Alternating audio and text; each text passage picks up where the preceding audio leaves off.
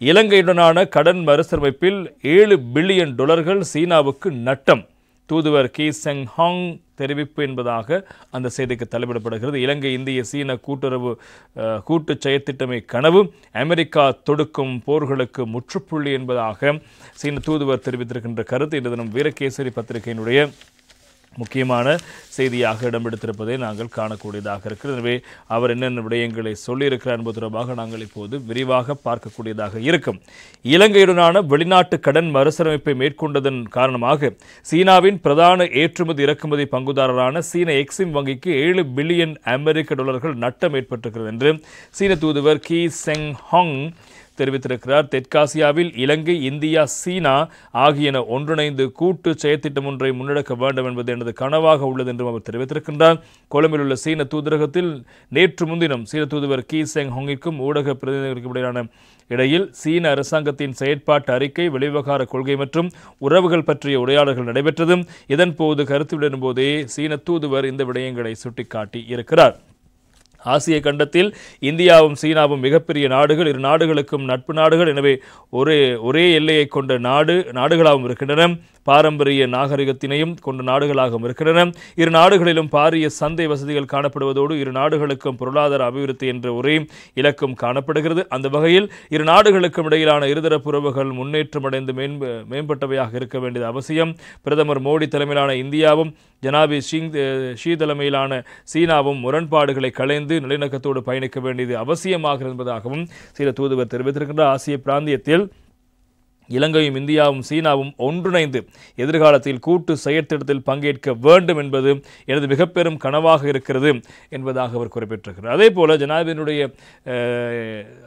அன்ருகுமார் திசாநாயக்கனுடைய சீன விஜயம் தொடர்பாகவும் சீன தூதுவர் கருத்துக்களை முன்வைத்தார்.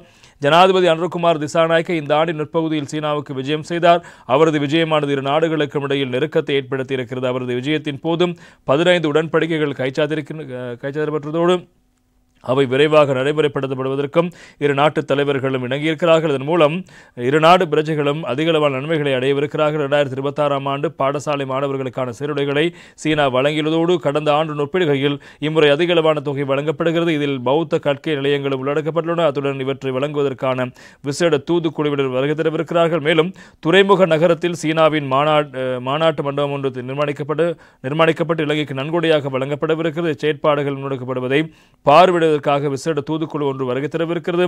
சினோபெக் நிறுவனமானது இலங்கைக்கு பாரிய அளவிலான வெளிநாட்டு முதலீட்டை கொண்டு வரவுள்ளதோடு கைத்தொழில் துறையை மேம்படுத்தி அதனூடான வருமானத்தை ஈட்டுவதற்கும் பெரும் பங்களிப்பை வழங்க உள்ளதாகவும் சீன தூதுவர் தெரிவித்த கருத்து முக்கியமாக இருப்பதை காணலாம். 4 வருடங்களாக நான் இலங்கையில் கடமையாற்றுகிறேன். எமது மக்களோடு இந்த மக்களுக்கான மூலோபாயத்தின் அடிப்படையிலான உதவிகள் எந்தவிதமான மறைமுகமான நிகழ்ச்சி நிலையும் கொண்டதல்ல என்பதாகவும் அவர் குறிப்பிட்டிருக்கிறார். அதே போல இலங்கையுடன் சீனாவை முதலாக கடன் மறுசீரமைப்பது இதை கைச்சாத்திட்டது. அந்த வகையில் வெளிநாட்டு கடன் மறுசீரமைப்புக்கு முதலில் இணங்கிய நாடாகவும் சீனா இருக்கிறது. ஆனால் இந்தியா உள்ளிட்ட ஏனைய நாடுகள் இன்னமும் வெளிநாட்டு கடன் மறுசீரமைப்புக்கான ஒப்பந்தத்தில் கைச்சாத்திடவில்லை என்பதாக சீன தூதுவர் கூறியிருக்கிறார். அதே நேரம் இலங்கையுடனான கடன் மறுசீரமைப்பை சீனா மேற்கொண்டதன் மூலமாகவும் பெருந்தொகையான நிதியை இழந்திருக்கிறது. குறிப்பாக இலங்கையுடனான சீனாவின் கடன் மறுசீரமைப்பை இணக்கத்தினால் $7 பில்லியன் சீனாவின் எக்ஸிம் வங்கி இழந்திருக்கிறது.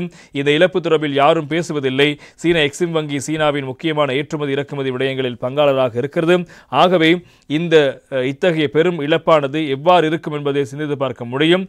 இலங்கையின் கடன் மறுசீரமைப்புக்காக சீனா பெரும் தியாகத்தை செய்துள்ளதோடு அதிகளவான பங்களிப்பையும் வழங்கியுள்ளது. ஆனால் அந்த விடயங்களை சீன பிரசாரம் செய்வதில்லை என்பதாக அவர் தெரிவித்திருக்கின்றார். உலக ஒழுங்கு மாறி வருகிறது. பல்வேறு சவால்களை கடந்து பயணிக்க வேண்டியிருக்கிறது. இது ட்ரம்ப் தலைமையிலான அமெரிக்காவுக்கு மட்டுமல்ல அனைத்து தரப்புகளுக்கு பொருந்தக்கூடியதுதான். அந்த வகையில் சீனா கடந்த காலங்களைப் போன்று மோசமான கூறுகளின் தாக்கங்களை கடந்து பயணிப்பதற்கு உறுதி பூண்டிருக்கிறது. இங்கே அமெரிக்கா ரஷ்யா உறவு பற்றி கேட்கப்பட்டது. சீனாவும் ரஷ்யாவும் அணிசேரா கொள்கையை பின்பற்றுகின்றன. 3ஆம் தரப்பு மோதல்களை தவிர்ப்பதோடு முரண்பாடுகளற்ற தேசங்களாக பயணிப்பதற்கான இணக்கத்தையே கொண்டிருக்கின்றன. இந்த வரலாற்று ரீதியான பிணைப்பானது என்றும் மாற்றமடைய போவதில்லை என்பதாகவும் சீன தூதுவர் அவர்கள் தெரிவித்த கருத்துக்களும் முக்கியமாக இடம்பெடுத்திருப்பது நாங்கள் கள்ளம். எனவே இலங்கைக்கு கடன் மறுசீரமைப்பு வழங்குகின்ற முக்கிய நாடுகளில் சீனா இருந்தது. காரணம் சீனா இந்த கடன் மறுசீரமைப்பு தொடர்பான விடயங்களை இலகுவாக மேற்கொள்வதில்லை. எனவே இலங்கைக்கு அவர்கள் கடன் மறுசீரமைப்பை வழங்கியிருந்தார்கள். எனவே அதனூடாக சீன எக்ஸிம் வங்கிக்கு $7 பில்லியன் நட்டம் ஏற்பட்டிருப்பதாக சீன தூதுவர் தெரிவிக்கிறார். எனவே அந்த விடயத்தை சீனா ஒருபோதும் பிரச்சாரம் செய்ததில்லை. எனவே நாங்கள் இலங்கை, இந்தியா, சீனா ஆகிய நாடுகள் இணைந்து ஒரு கூட்டு திட்டம் ஒன்றை முன்னெடுக்க வேண்டும், அதுவே எனது கனவாக இருப்பதாகவும் சீன தூதுவர்